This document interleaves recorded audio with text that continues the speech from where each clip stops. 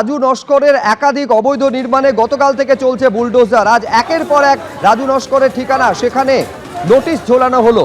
রাজু নস্করের অফিসে যখন তারা পৌঁছলেন একেবারে তার ঘনিষ্ঠকে সামনে পেয়ে পরপর চর থাপ্পড় থেকে মার কিছুই বাদ রইল না। বেলেঘাটার ছবি আপনারা দেখছেন, যেখানে রাজু নস্করের ঘনিষ্ঠকে ঘিরে মারধর করলেন তারা, বিক্ষোভ পর্যন্ত দেখানো হলো। নোটিশের পর তালাবন্ধ ছিল রাজু নস্করের অফিস। যেটা অভিযোগ, 25 থেকে 30 লক্ষ টাকা দিয়ে তারা ফ্ল্যাট নিয়েছেন, কিন্তু তাদের কাগজ দেওয়া হয়নি, এমনটা স্থানীয়রা অভিযোগ করছেন। রাজু নস্করের আরো দুটি আবাসন, সেখানেও নোটিশ ঝুলিয়েছে কলকাতা পুরসভা।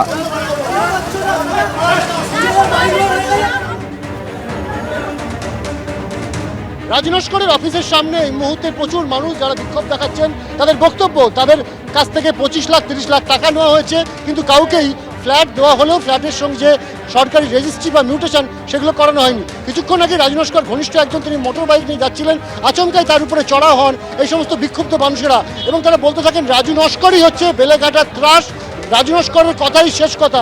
স্বাভাবিকভাবে এখানে উত্তেজনা ছড়ানো হয়। এই মুহূর্তে কেন্দ্রীয় বাহিনীর জওয়ান যারা রয়েছেন, সেই কেন্দ্রীয় বাহিনীর জওয়ানদেরকে এখানে ডিপ্লয় করা হচ্ছে, যাতে কোনো ধরনের কোনো পরিস্থিতি না বিগড়ে যায়। কিছুক্ষণ আগে আমরা যারা স্থানীয়দের সঙ্গে কথা বলছিলাম, তারা অনেকেই বলছেন যে গতকাল তারা কিনা কলকাতা পুরসভার তরফ থেকে তারা যে বিল্ডিংয়ে থাকেন সেই বিল্ডিংয়ের নোটিশ পেয়েছেন, এবং নোটিশ পাওয়ার পর সেই সমস্ত নোটিশ দেখে তারা কিছুটা হতাশ, কারণ তারা রাজু নস্করকে 25-30 লক্ষ টাকা করে দিয়েছেন, বড়জোর নোটারি বা এগ্রিমেন্ট হয়ে রয়েছে। এবং এই যে রাজু নস্করের অফিস, আমার ক্যামেরাম্যানকে একটু এগিয়ে আসার চেষ্টা করতে বলবো, এই যে রাজু নস্করের অফিস এখানে রয়েছে, সেই রাজু নস্করের অফিস থেকে কিন্তু আজকে কাগজ বিতরণ করবার একটা নির্দিষ্ট সময় দেওয়া হয়েছিল।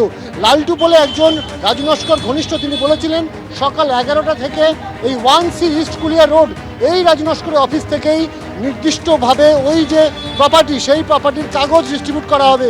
কিন্তু যখন তারা আসলেন, তারা দেখতে পেলেন রাজু নস্করের অফিস বন্ধ, এমনকি লালটু বলে রাজু নস্করের যে সহযোগী তার ফোনও সুইচ অফ।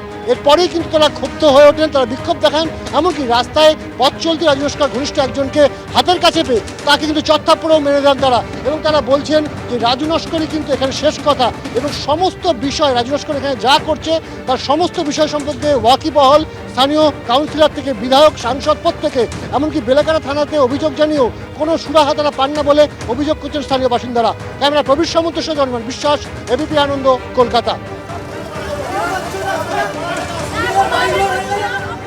এই যে ছবি আপনারা দেখতে পাচ্ছেন, এটা হচ্ছে রাজু নস্করের স্কুলিয়ার অফিস, যেখানে স্থানীয়রা গেছিলেন, কারণ তাদের অভিযোগ যে টাকা নেওয়ার পরেও তাদের যে ফ্ল্যাট সেটার না রেজিস্ট্রেশন হয়েছে না মিউটেশন হয়েছে।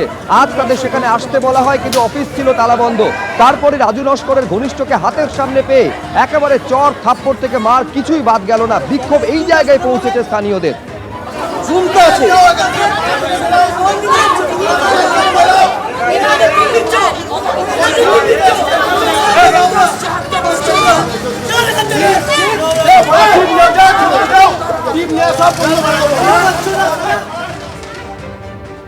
এটা হচ্ছে রাজু নস্করকে কাজ করে, 8,000 টাকায় কাজ করে, এইরকম এই ফর্মাবাজি এইসব করে বেড়ায়, বুঝতে পারলেন। লোককে মারধর করার থেকে শুরু করে সব কিছু এরা করে। হ্যাঁ, আর এইখানে হচ্ছে ওদের থাকার ঘর, নাইটে এরা স্টে করে এইখানে।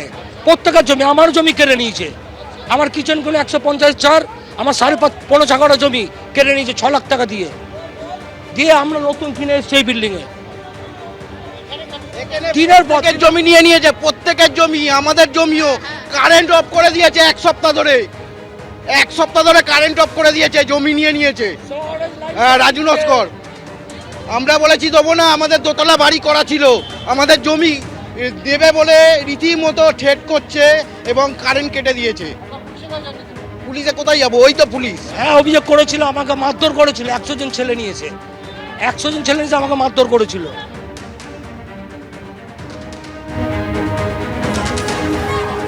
এই বেলেঘাটার ত্রাসের নাম হচ্ছে রাজু নস্কর। দিনের পর দিন, মাসের পর মাস, বছরের পর বছর একটা ভয়ের পরিবেশ তৈরি করে রেখেছিল রাজু নস্কর, যে ভয়ের পরিবেশ এবার কাটতে শুরু করেছে।